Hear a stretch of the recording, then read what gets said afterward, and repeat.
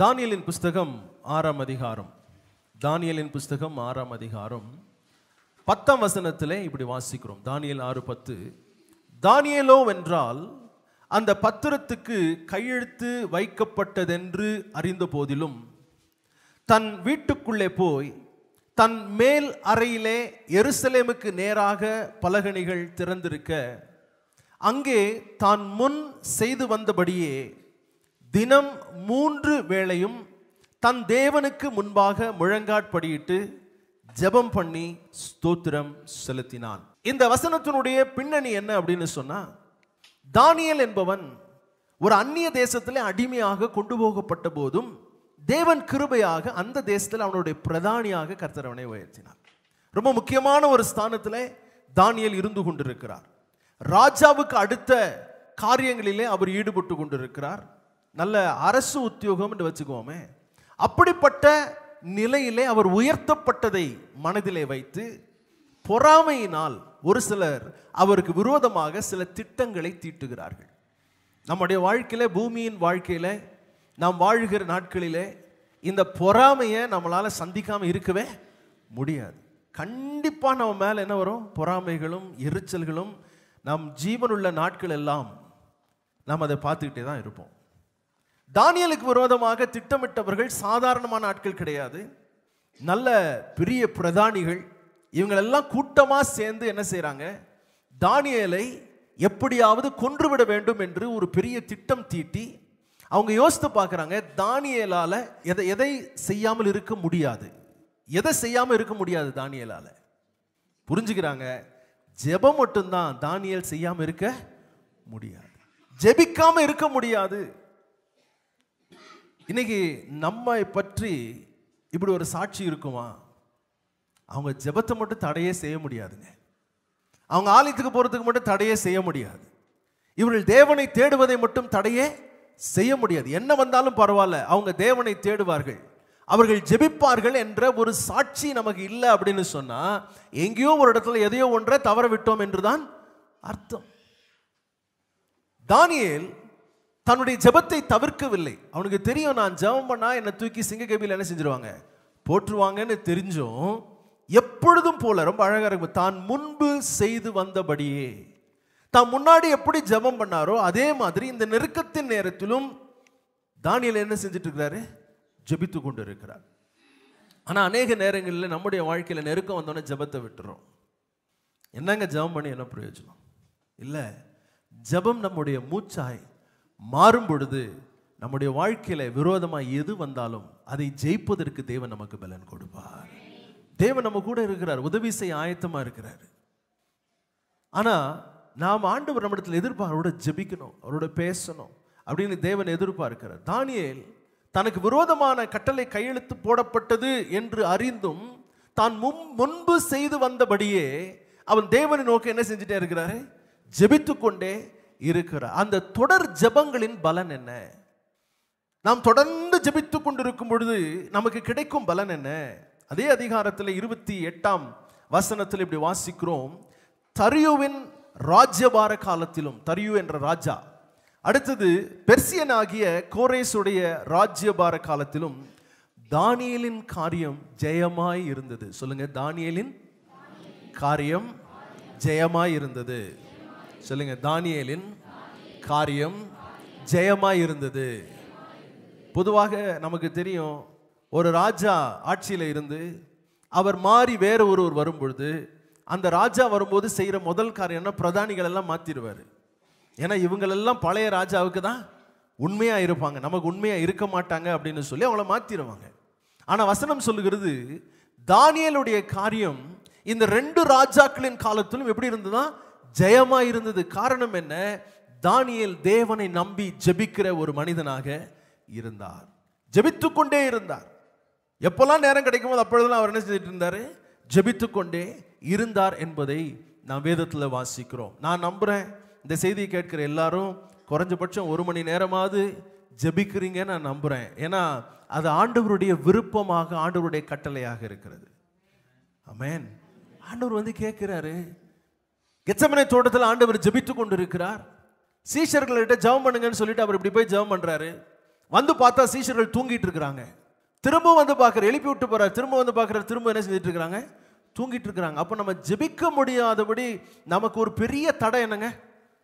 தூக்கம். சீஷர்களுக்கு அது இருந்துச்சுல்ல, ரொம்ப அந்த தூக்கம். அதுவும் நாம இருக்கிற இந்த குளிர் பிரதேசத்தில் காலையில் எழும்பி ஜெபிக்கிறதுன்றது உண்மையாகவே ஒரு போராட்டம் தான். ஆவிக்குரிய போராட்டம். ரெண்டாவது மாம்சீக போராட்டம். காலையில் எழும்புனா சரீரம் என்ன செய்ய மாட்டேங்குது? ஒத்துழைக்க மாட்டேங்குது. குளிர் அவ்வளோ பயங்கரமாக இருக்குது. ஆனால் வசனத்தில் நான் வாசிக்கிறோம், ஆண்டவர் சொல்றார் மத்திய 26:40 1 மணி நேரமாவது, 1 மணி நேரமாவது. ஆண்டவருடைய அந்த அந்த வார்த்தையில் ஒரு அங்கலாய்ப்பை நம்ம பார்க்குறோம் பாருங்களேன். ஏன்? யாருக்காக? அவருக்காக ஜெபிக்க சொல்லல, உங்களுக்காக ஜெபம் பண்ணுங்கன்னு சொல்றாரு. இப்போ ஆண்டவருக்கு நெருக்கமான காலம், ஆனா ஆண்டவருக்காக ஜெபிக்க சொல்லல, ஆண்டவர் உங்களுக்காக ஜெபம் பண்ணுங்க. மாம்சம் பலவீனமா இருக்கிறதுனாலே நீங்கள் ஜெபித்தால் தான் இந்த மாம்சத்தை என்ன செய்ய முடியும்? ஜெயிக்க முடியும் என்பதை ஆண்டவர் இங்கே சொல்லுகிறதை நாம் பார்க்கிறோம். இன்றைக்கு அநேக பெற்றோர் பிள்ளைகளுடைய காரியங்களிலே அவங்க நல்லா படிக்கணும், நல்லா வரணுன்ற எதிர்பார்ப்பு அதிகமாக இருக்கிறது.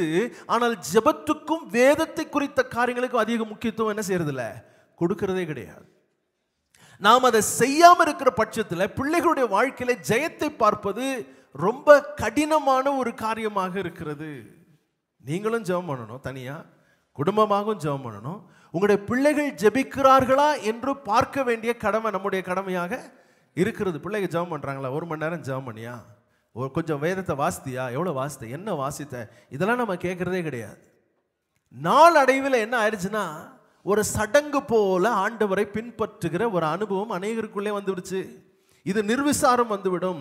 ஒரு ஆபத்தான வழிகளை நம்மளை கொண்டு போயிடும். எனக்கு ஆண்டவர்கிட்ட சொல்ல, ஆண்டவரே என்னுடைய ஜெப வாழ்க்கை மீண்டும் மலர எனக்கு உதவி செய்யும். அவங்க சமூகத்தில் காத்திருக்கணும்ப்பா, உங்க சத்தத்தை நான் கேட்கணும். கடைசியாக எப்போ ஆண்டவர் நம்ம கூட பேசினாரு, எப்போ ஆண்டவருடைய வார்த்தையை நம்ம கேட்டோம் அப்படிங்கிறத யோசித்து பார்த்து, ஆண்டவரே இன்னைக்கு நான் தீர்மானம் பண்றேன், 1 மணி நேரமாவது உங்களுடைய சமூகத்தில் நான் காத்திருந்து என்ன செய்யணும்? ஜெபிக்க வேண்டும். பல நேரங்களிலே நாம் ஜெபக்குறைவு தான் நம்முடைய வாழ்க்கையிலே ஜெயக்குறைவுக்கு காரணமாக இருக்கிறது. ஜெபக்குறைவு தான் ஜெயக்குறைவுக்கு என்னவா இருக்குது?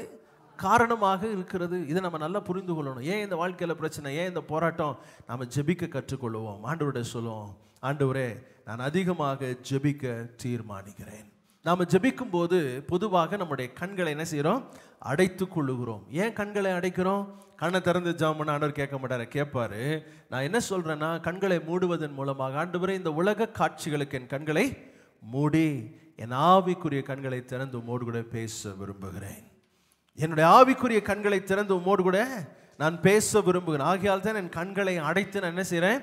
ஜெபிக்க ஆரம்பிக்கிறேன். ரொம்ப அழகா பவுல் அதை இப்படி விளக்கி சொல்றார் பாருங்க. 2 கொரிந்தியர் புஸ்தகம் 5ஆம் அதிகாரம் 6ஆம் வசனத்தில் இப்படி வாசிக்கிறோம். 2 கொரிந்தியர் 5ஆம் அதிகாரம் 6ஆம் வசனம். நாம் தரிசித்து நடவாமல் விசுவாசித்து நடக்கிறோம். சொல்லுங்க, நாம் தரிசித்து நடவாமல் விசுவாசித்து நடக்கிறோம். திரும்ப சொல்லுங்க, நாம் தரிசித்து நடவாமல் விசுவாசித்து நடக்கிறோம். அப்படின்னா என்ன அர்த்தம்? நாம் பார்க்கிறபடி, என் மாம்ச கண்களிலே பார்க்கிறபடி நான் நடக்கல, நான் காரியங்களை செய்யல. ஆனா விசுவாச கண்களாலே காரியங்களை பார்த்து நான் நடக்க விரும்புகிறேன். அதுதான் நம்ம கண்களை மூடி ஜெபிக்கும் பொழுது நாம் செய்கிற ஒரு காரியமாக இருக்கிறது. நமக்கு நிறைய போராட்டங்கள் இருக்குல்ல, நிறைய பிரச்சனைகளை சந்திக்கிறோம், நிறைய போராட்டங்களை சந்திக்கிறோம். திடீர் என்று சில மனிதர்கள் நமக்கு விரோதமாக எழும்பி வருகிறத நம்ம பார்க்குறோம். ஆமென், பார்க்குறோமா? திடீர்னு பார்த்தீங்கன்னா நம்மகிட்ட நல்லா பேசிகிட்டு இருப்பாங்க, திடீர்னு நம்மளை கோவிச்சுக்குவாங்க, நம்ம முகத்தை பார்க்க மாட்டாங்க, இல்லை நம்மளை பற்றி தவறாக பேசுவாங்க. இதை பார்த்த உடனே நம்முடைய மனதில் என்ன தோணும்னா, ஏன் இவங்க இப்படி செய்கிறாங்க? இவங்களுக்கு நான் ஒரு தீமையும் செய்யலையே, எதனாலே இந்த நபர்கள் எனக்கு விரோதிகளாக மாறி எனக்கு விரோதமாய் பேசி கொண்டிருக்கிறார்கள்? ஏன் இந்த பிரச்சனை எனக்கு வந்துச்சு? சில நேரங்கள் நம்முடைய மேல் அதிகாரிகள், நம்ம வேலை செய்கிற இடத்துல பார்த்தீங்கன்னா நேற்று வரை நல்லா பேசியிருப்பாங்க, இன்னைக்கு திடீர்னு அவங்க முகத்தை காட்டுவாங்க, திடீர்னு நம்மளை கஷ்டப்படுத்துவதற்கு அவங்க தீர்மானம் பண்ணுவாங்க. இதெல்லாம் ஏன் நடக்குது அப்படின்னு நம்ம நிறைய நேரத்தில் நம்ம யோசிக்கிறோம். யோசித்து இதை சரியாக புரிஞ்சிக்கலன்னு வச்சுக்கோங்களேன், மாம்ச கண்ணால் மட்டும் பார்த்தீங்கன்னா அவங்க மேலே கோபம் வரும், அவங்க மேலே வெறுப்பு வரும், அவங்க மேலே எரிச்சல் வரும், அவங்க மேலே பகை வரும். இதெல்லாம் வந்துச்சுன்னா நீங்கள் என்ன செய்வீங்க தெரியுமா? சாத்தானுக்கு உங்கள் வாழ்க்கையில் ஒரு வாசலை திறந்து கொடுத்துருவீங்க. ஏன்னா கசப்பு இருக்கக்கூடாதுங்கிறாரு, மன்னிக்கணுன்றாரு, நேசிக்கணுன்றாரு, உன்னை சபிக்கிறவங்களை கூட நீ ஆசீர்வதின்றாரு. இதெல்லாம் நம்ம கோட்டை விட்டோம்னா என்ன செய்யறோம்னா சத்ருவுக்கு நம்முடைய வாழ்க்கையிலே ஒரு வாசலை என்ன செஞ்சிடறோம், திறந்து கொடுத்துடுறோம். ஆகையால் தான் நாம் தரிசித்து நடவாமல், பார்க்கிறபடி நாம் நடவாமல், நாம் விசுவாசித்து நடக்கிறோம். நாம் இருக்கிற இந்த உலகத்தில் நமக்கு போராட்டங்கள் உண்டு, பிரச்சனைகள் உண்டு. ஆனால் இது எங்கிருந்து வந்தது, எங்கிருந்து வருகிறது என்பதை நாம் அறிந்து கொள்ள வேண்டும். அதற்காக நாம் ஜெபிக்கணும். அப்படி ஜெபிக்கும் பொழுது நம்முடைய கவனம் எல்லாம் எந்த பக்கம் இருக்கும் தெரியுமா? அந்த நபர் மேல் இல்லை, அந்த நபரை இயக்குகிற பொல்லாத ஆவிகளை நம்மால இனம் கண்டு கொண்டு அதை கட்டி நம்மால ஜெபித்தோம் என்றால் கர்த்தர் நமக்கு ஜெயத்தை கொடுப்பார். எபேசியர்ல ரொம்ப அழகா நம்ம வாசிக்கிறோம் பாருங்களேன். எபேசியர் 6ஆம் அதிகாரம் 12ஆம் வசனம்.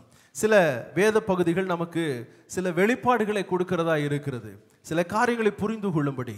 எபேசியர் 6:12 என்ன வாசிக்கிறோம்? ஏனெனில் மாம்சத்தோடும் இரத்தத்தோடும் அல்ல. சொல்லுங்க, மாம்சத்தோடும் இரத்தத்தோடும் அல்ல.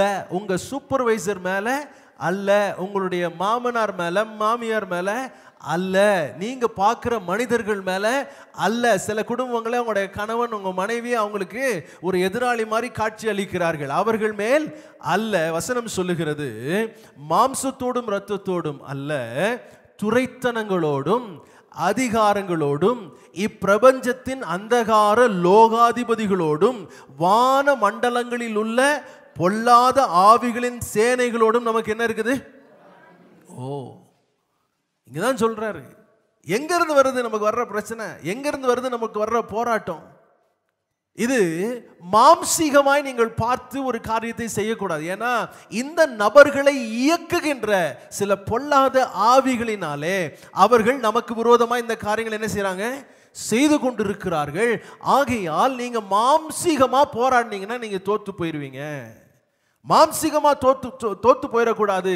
அப்படின்னா ஆவிக்குரிய வெளிப்பாடு உள்ளவர்களாக இருக்கணும். இவங்க பின்னாடி வேலை செய்கிறது என்ன, ஏன் இவர்கள் இப்படி நமக்கு விரோதமாக செயல்பட்டு கொண்டிருக்கிறார்கள், அல்லது ஏன் இந்த பிரச்சனை என்னுடைய வாழ்க்கையில் இருந்து கொண்டிருக்கிறது என்பதை நாம் புரிந்து கொள்ள வேண்டும். பல நேரங்களிலே தீய பழக்க வழக்கங்கள் சொல்றோம் பாருங்க, அவங்கள்ட்ட நீங்கள் கூப்பிட்டு பேசுங்க. ஒருவேளை குடிக்கிற பழக்கம் இருக்கிற இடத்துல நீங்கள் கூப்பிட்டு பேசுங்க. எவ்வளவு பேசினாலும் தெளிவாக இருக்குமோ ரொம்ப அழகாக பேசுவாங்க, ரொம்ப தெளிவாக பேசுவாங்க. ஆமாம், நான் செய்கிறது தப்பு, எனக்கு நல்லா தெரியுது அப்படின்னு சொல்லுவாங்க. நாளைக்கே விட்டுறேன், இனி இதை நான் தொடமாட்டேன், செய்ய மாட்டேன் அப்படின்னு சொல்லி அவங்க சொல்லுவாங்க. உறுதியாக தான் சொல்லுவாங்க, உண்மையாக தான் சொல்லுவாங்க. ஆனால் அவங்களால முடியாது. அப்போ அவங்களுக்கு நீங்கள் என்ன பண்ணாலும் அதிலிருந்து அவர்களால் என்ன செய்ய முடியாது, விடுதலை பெற முடியாது. இது நீங்க புரிந்து கொள்ளணும். ஜெபத்தினால் மாத்திரம்தான் அவர்களுக்கு விடுதலை கிடைக்கும். வேற எப்படி அவங்களுக்கு என்ன கிடைக்காது, விடுதலை கிடைக்காது. சில பேர் பார்த்தீங்க அப்படின்னா ரொம்ப நல்லா இருப்பாங்க, ஆனா ஒரு கோபம் வந்துருச்சுன்னா அவங்களாவே இருக்க மாட்டாங்க. அவங்களே சொல்லுவாங்க, அது ஒரு பெருமையா சொல்லுவாங்க, நான் கோபம் வந்துருச்சுன்னா மனுஷனாவே இருக்க மாட்டேன். அப்படின்னா என்ன அர்த்தம்? என்னவா மாற போற? ஆமா, மிருகமா மாற போறேன். அப்படிதானே? கோபம் வந்துட்டா நான் மனுஷனாவே இருக்க மாட்டேன்னு என்ன அர்த்தம்? மனுஷனாக தான் ஆண்டவர் படைச்சிருக்கிறாரு, மிருகமா படைக்கணும், மிருகமா படைச்சிருப்பாரு. ஆனா அதிலிருந்து அவர்களால் வெளியே வர முடியலன்னா அந்த ஆக்ரோஷம், ஒரு பொல்லாத ஆவி அவர்கள் என்ன செய்யுது, கோவப்பட வைக்குது. கோவப்பட்டுட்டாங்கன்னா அதுக்கப்புறம் அவங்களால என்ன செய்ய முடியாது, நிதானமா நினைக்கவே முடியாது. ரெண்டாவது, நீங்க கவனிச்சீங்கன்னா கோவப்படுறது சில சூழ்நிலைகளில் எல்லாருக்கும் கோபம் வரும். கோபம் என்ற சுபாவத்தையும் உணர்வையும் கர்த்தர் தான் கொடுத்தார். ஆனா எப்போ அது ஆபத்தா மாறுதுன்னு கட்டுக்கடங்காமல் போகும்போது, கட்டுக்கடங்காமல் போகும்போது. ரெண்டாவது, எப்போ கோபம் ஒரு பிரச்சனை அப்படின்னு சொன்னா, சிலர் கோவப்பட்டாங்கன்னா அந்த கோபத்தை அப்படியே தொடர்ந்து வச்சிருப்பாங்க. பார்த்தீங்களா? வச்சுக்கிட்டே இருப்பாங்க. அவங்களுக்கு 24 மணி நேரம் ஆகும் அந்த கோபம் கொஞ்சம் கொஞ்சமா டேம்ல இருக்க தண்ணி குறையிற மாதிரி. ஆமா, குறைஞ்சு வந்து இயல்பு நிலைக்கு வர்றதுக்கு ரொம்ப நேரம் ஆயிரும். ஆபத்து. அது நீங்க நினைக்காதீங்க, நீங்க உங்களுக்குள்ள இருக்கிற கோபம் இல்ல, பின்னாடி வேற ஏதோ ஒன்று என்ன செய்யுது, நம்மளை இயக்கி கொண்டு இருக்கிறது. அதை நீங்க ஜெயித்தாதான் நீங்க தேவனுக்கு பிரியமான ஒரு வாழ்க்கை என்ன செய்ய முடியும், வாழ முடியும். ரொம்ப அழகா அவர் சொல்றாரு பாருங்களேன். நம்முடைய போராட்டம் எங்க இருக்கிறது? மாம்சத்தோடும் இரத்தத்தோடும் அல்ல. தயவு செய்து இந்த காரியத்தை நல்லா புரிஞ்சு இன்னையிலிருந்து உங்களுடைய ஜெப வாழ்க்கையில் ஆண்டவர்கிட்ட சொல்லுங்க, ஆண்டவர் இன்னையிலிருந்து நான் ஜெபம் பண்றேன், இன்னையிலிருந்து நான் ஜெபிக்க போறேன். ஆண்டவர், எனக்கு புரியுது நான் இவ்வளவு நாள் மாம்சத்தோடும் ரத்தத்தோடு தான். சில நேரம் நம்முடைய பிள்ளைகள் மேல நம்ம கோபப்படுறோம் பாருங்களேன். எவ்வளவோ சொல்லிட்டாங்க, எவ்வளவோ அடிச்சுட்டாங்க, ஆனா இந்த பிள்ளை திருந்த மாட்டேங்குது அப்படின்னா நீங்க புரிந்துக்கொண்டு ஆண்டவரே ஆவிக்குரிய கண்களை திறங்க, இந்த பிள்ளையை கெடுக்கிற காரியம் இன்னதென்று நான் அறிந்து அதை ஜெயிக்கும்படி கர்த்தர் எனக்கு உதவி செய்யுங்க. அப்போ தானாக ஒரு விடுதலை வந்துடும். ஹல்லேலூயா. நம்முடைய ஜெபம் நமக்கு ஒரு ஆதாரமாக, நம்முடைய மூச்சாக அது மாறணும். நம்முடைய மூச்சாக அது மாறணும். வேலை இல்லைன்னா பரவாயில்ல, நீங்கள் நான் ஜெபம் பண்ணணும். இன்னைக்கு ஏதோ ஒரு நெருக்கம் இல்லை, நான் ஜெபிக்கணும். கர்த்தர் என் சூழ்நிலையை நிச்சயமாய் என்ன செய்வார்? மாற்றுவார். என் குடும்பத்தையும் ஆசீர்வாத, குடும்பத்தையும் உயர்த்துவார். ஆகையால் நான் என்ன செய்வேன்? ஜெபிப்பேன். இப்போ இந்த யுத்தத்தை செய்வதற்கு, மாம்ச யுத்தத்தை என்ன பண்ணலாம்? கத்தி எடுக்கலாம், கேடகம் எடுத்துக்கலாம், எல்லாமே பண்ணிக்கலாம். ஆனால் இந்த ஆவிக்குரிய யுத்தத்தை செய்வதற்கு தேவன் நமக்கு கொடுத்திருக்கிற போராயுதங்கள் என்ன? எபேசியர் 6ஆம் அதிகாரம் 13ஆம் வசனத்திலிருந்து 18ஆம் வசனத்தில் வாசிக்கும் பொழுது ரொம்ப முக்கியமான சில காரியங்களை வேதத்தில் வாசிக்கிறோம். இதெல்லாம் ஒரு விசுவாசி போட்டு இருக்கணும். இந்த எபேசியருக்கு அவர் எழுதும் பொழுது பவுல் இந்த அவர் போட்டுக்கொண்டிருந்த ஒரு ரோம போர் சேவகன் போட்டுக்கொண்டிருந்த போர் ஆயுதங்கள் என்னென்ன அப்படிங்கிறதை அவர் சொல்லி அதை ஆவிக்குரியபடி அதை ஒப்பிட்டு நமக்கு சொல்லுகிறார். நல்ல கவனிங்க. 6ஆம் அதிகாரம் 13 வாசிக்கும் பொழுது சத்தியம் என்னும் கச்சை, உண்மை. சத்தியம் என்னும் கச்சை, உண்மை. இன்னைக்கு நாம் சத்ருவை ஜெயிக்கணும்னா, ஒரு யுத்த வீரனா நிற்கணும்னா நம்முடைய வாழ்க்கையில அடிப்படையாக முதன்மையாக தேவைப்படுகிறது என்னங்க? உண்மை.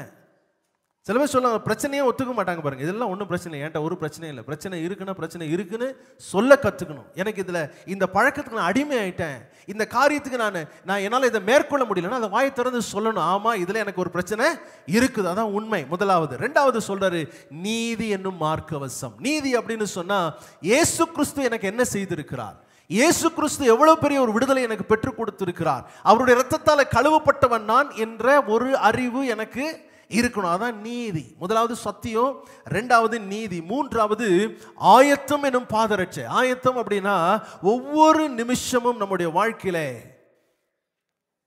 நாம் ஆயத்தமா இருக்கணும். இந்த ஆயத்தம் அப்படிங்கிறது இந்த நாட்களில் ரொம்ப ரொம்ப அவசியமா இருக்குது. ஆகையால் இதற்கு நீங்க கொஞ்சம் கவனம் செலுத்த வேண்டும் என்று நான் விரும்புகிறேன். அடுத்தது விசுவாசம் என்னும் கேடகம். விசுவாசம் என்னும் கேடகம். விசுவாசம் நமக்கு அவசியமாக இருக்கிறது. நான் என்ன நம்புறேன்? நான் யாரு, என் தேவன் எப்படிப்பட்டவர் என்பதை நான் அறிகிற, அவரை நம்புகிற அந்த விசுவாசம் எனக்கு இருக்க வேண்டும். அடுத்தது வாசிப்பீங்க, ரட்சிப்பு என்னும் தலைசீர. ரட்சிக்கப்பட்டவன், நான் ரட்சிக்கப்பட்டவன். நரகத்திலிருந்து கர்த்தர் என்னை அவர் ரத்தத்தால் மீட்டு என்னை காத்து கொண்டிருக்கிறார். இப்போ நான் தேவனுடைய பிள்ளையாய், தேவனுடைய மகனாக இருக்கிறேன். இவ்வளவு பெரிய ரட்சிப்பை குறித்து கவலையற்று இருப்போமானால், வசனம் அப்படி சொல்லுதுல, ரட்சிக்கப்பட்டவன் அப்படின்னா பாவத்திலிருந்து நான் மீட்கப்பட்டவன், இனி நான் பாவத்துக்கோ பிசாசுக்கு அடிமை கிடையாது என்ற உணர்வு நமக்கு என்ன செய்யணும்? இருந்து கொண்டே இருக்கணும். அப்பதான் இதெல்லாம் ஏன் சொல்றாரு அப்படின்னா, அப்பதான் பிசாசை நம்மளால என்ன செய்ய முடியும்? ஜெயிக்க முடியும். அடுத்து வாசிக்கும் பொழுது தேவ வசனமாகிய ஆவியின் பட்டயம். தேவ வசனமாகிய ஆவியின் பட்டயம், வார்த்தை குறித்த வெளிப்பாடு. இந்த எல்லாமே நீங்க கவனிச்சீங்க, இந்த ஆறுமே கண்களால் பார்க்க முடியாது.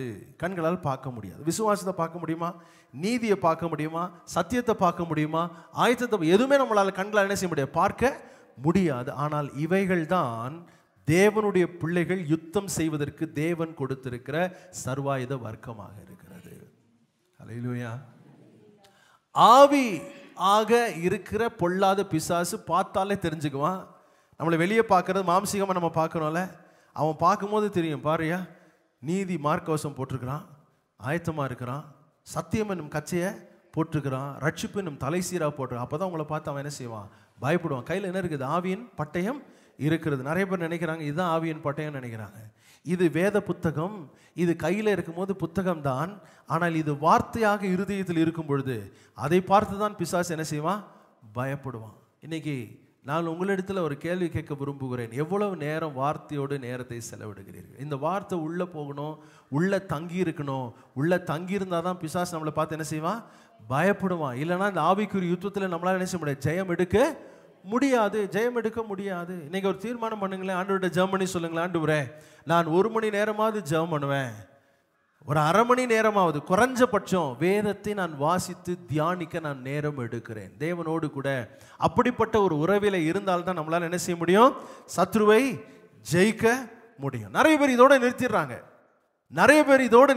இந்த 6 காரியம் தான் தேவன் கொடுத்திருக்கிறார். கிடையாது. இதை விட முக்கியமானது 7வது.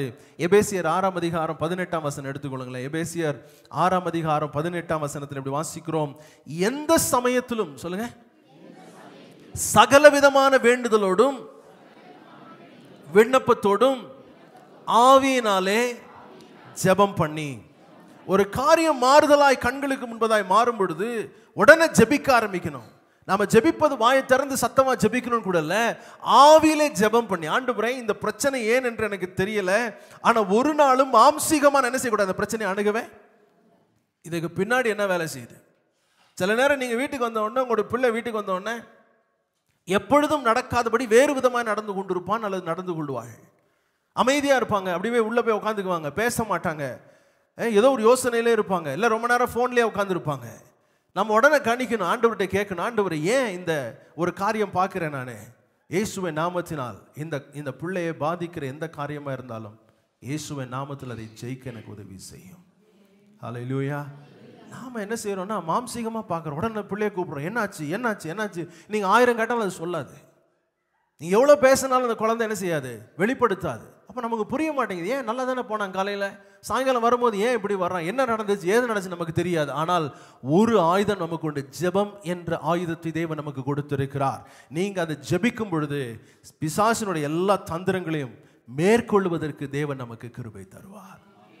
தேவனோடு நீங்கள் நேரம் செலவிட தவறுகள் செய்யும் பொழுது உடனடியாக ஒரு உணர்வு நமக்கு வரும். ஜெபத்தினுடைய ஒரு மிகப்பெரிய பலன் அதுதான். நீங்க தேவனோடு நேரம் செலவிட நீங்க ஒரு சின்ன காரியம் செய்தாலும் உங்களுடைய மனசுக்குள்ள ஒரு பெரிய வேதனை உண்டாகும் பாருங்களேன். உடனே ஆண்டவர்கிட்ட போயிருவீங்க, ஆண்டவரை தயவு செய்து என்ன செஞ்சிருங்க, எப்படிங்க குற்றமற்றவனா இருக்க முடியும்? தவறு செய்யாமலே இருக்க முடியுமா ஒரு மனிதனால? பூமியில் வாழ்கிற எல்லா மனிதர்களும் பல விதத்திலும் என்ன செய்கிறோம், சொல்லினாலே சிந்தனையினாலே செயலினாலே தவறிக்கொண்டே இருக்கிறோம். ஆனால் தேவனோடு நேரம் செலவிட தவறும் பொழுது உடனடியாக நம்முடைய உணர்வு ஏற்படுகிறது. ஐயோ தவறிவிட்டேனே, ஆண்டவரே என் மேல் கிருபையாயிரம் என்னை மன்னியும். 1 யோவான் 1:9 அழகான ஒரு வசனம். நம்முடைய பாவங்களை நாம் அறிக்கையிட்டால் பிசாசினுடைய வேலை என்ன தெரியுமா? நீ என்ன தப்பு பண்ண அப்படின்னு கேட்பான். நீ என்னப்பா தப்பு பண்ண? ஏன்னா அப்பதான் அவனுக்கு என்ன இருக்கும், நம்ம மேல ஒரு பிடி இருக்கும். ஆனால் நீ ஒன்று இறங்கி போன அவசியம் கிடையாது. நீ ஒன்றுமே தப்பு பண்ணலையே, நீ என்ன பண்ண? இன்னைக்கு நிறைய பேர் அவங்கள நியாயப்படுத்துறது தான் பிரச்சனை. ஆனால் வசனம் சொல்லுகிறது, நம்முடைய பாவங்களை நாம் அறிக்கையிட்டால், ஆண்டவர்கிட்ட போய் சொல்ல, ஆண்டவரே தவறு செய்து விட்டேன், என்னை மன்னியும், என் மேல் கிருபையாயிரும் என்று நாம் சொல்லும் பொழுது கர்த்தர் நமக்காக இறங்குகிற நல்ல தேவனாக இருக்கிறார். அறிக்கையிட்டால் வசனம் சொல்லுகிறது, பாவங்களை நமக்கு மன்னித்து எல்லா அநியாயத்தையும் நீக்கி, என்ன சொல்றார், எல்லா அநியாயத்தையும் நீக்கி அவர் சொல்றார், நம்மை சுத்திகரிப்பதற்கு அவர் உண்மையும் நீதியும் உள்ளவராய் இருக்கிறார். ஆண்டவர்கிட்ட போய், ஆண்டவரே என்னை மன்னிச்சிருங்க, ஆண்டவர் இந்த இடத்துல நான் தவறு செய்து விட்டேன். அந்த உணர்வே எப்போ வரும் தெரியுமா? நீங்க ஜெபம் பண்ணாத அந்த உணர்வே வரும். ஜெபிக்கலன்னா நீங்க நியாயப்படுத்திட்டே இருப்போம். நான் ஏன் இப்படி பண்ண தெரியுமா, நான் ஏன் அப்படி செய்தேன் தெரியுமா? குடிக்கிறவங்க கூட இன்னைக்கு நிறைய பேர் நியாயப்படுத்துறோம். ஏன் என் குடும்பம் சரியில்லை, என் பிள்ளை சரியில்லை, என் சமுதாயம் சரியில்லை, வேலை சரியில்லை, பண கஷ்டம், எனக்கு சரீர பலவீனம். கிடையாது. ஆண்டவரிடம் சொல்ல, ஆண்டவரே நான் தவறு செய்து விட்டேன், என்னை மன்னியும்னு சொன்னா மன்னிக்க அவர் உண்மையும் நீதியும் உள்ளவராக இருக்கிறார். கர்த்தருடைய பிள்ளைகள் என்று சொல்றவங்க கூட எங்க இருக்கணுமோ அங்க இல்ல. தேவன் எங்க வச்சிருக்கிறாரோ அங்க இல்ல, விட்டுட்டாங்க, ஆண்டவர்கிட்ட தூரமா போயிட்டாங்க. இதை பார்க்கும் பொழுது நமக்குள்ளே ஒரு பாரம் வரணும். தானியேலுக்கு ஒரு பெரிய பாரம். ஏனென்றால் ஜனங்கள் எங்கே இருக்க வேண்டுமோ அங்க இல்ல. எருசலேமில் இருக்கணும், தேவ சமூகத்தில் இருக்கணும். ஆனா அந்நிய தேசத்துல அந்நிய ராஜாவுக்கு கீழே இருந்து கொண்டிருக்கிறார்கள். 2வது, எருசலேமிலே தேவாலயத்திலே ஆராதிக்க வேண்டிய இவர்கள் அந்நிய தேசத்திலே அடிமைகளாக இருந்து கொண்டிருக்கிறார்கள். எங்க இருக்கணுமோ அங்க இல்லை, என்ன செய்யணுமோ அதை செய்யல. இது தானியேலுக்கு ஒரு பெரிய பாரமாக இருக்கிறது. அது இல்லாம இப்போ ஒரு வெளிப்பாடு, ஒரு யுத்தம் வரப்போகிறது, நீண்ட யுத்தம் ஒன்று வரப்போகிறது என்ற வெளிப்பாடு கிடைச்ச உடனே தானியேலால தாங்கவே முடியல. அந்த துக்கத்தினாலே அவர் என்ன செய்யறாருன்னா 21 நாட்கள் அப்படிதான் போட்டிருக்கு. அவர் என்ன செய்யறார், 3 வாரங்களாகிய நாட்கள் நிறைவேறும் மட்டும் 21 நாட்கள். இப்போ தானியேலுக்கு இனம் புரியாத ஒரு துக்கம். பல நம்முடைய வாழ்க்கையில கூட சில சில கேள்விகளுக்கு பதிலே இல்லை. ஏன் இந்த பிரச்சனை வந்துச்சு, ஏன் இந்த போராட்டம் வந்துச்சு, ஏன் இந்த காரியம் இப்படி இருக்கிறது அப்படிங்கிற ஒரு யோசனை நமக்குள்ள ஓடிக்கிட்டே இருக்குது. அநேகர் நீங்க தூங்கிட்டு இருந்தாலும் உங்களோட மனது தூங்க மாட்டேங்குது, அந்த காரியம் ஓடிக்கிட்டே இருக்கு. கேள்விகள் உங்களுக்கு ஒன்றின் பின் ஒன்றாக வந்து கொண்டே இருக்கிறது. தானியேல் அப்படிப்பட்ட ஒரு நிலைமையில தான் தீர்மானம் பண்றாரு, 3 வாரம் நான் என்ன செய்ய மாட்டேன், எனக்கு ரொம்ப பிடிச்ச உணவுகளை என்ன செய்ய மாட்டேன், சாப்பிட மாட்டேன், நான் மரக்கறிகளை சாப்பிட போறேன் அப்படின்னு ஒரு தீர்மானம் பண்ணி அவர் ஜெபிக்க ஆரம்பிக்கிறார். அவர் என்ன செய்யறாரு, ஜெபிக்க ஆரம்பிக்கிறார்.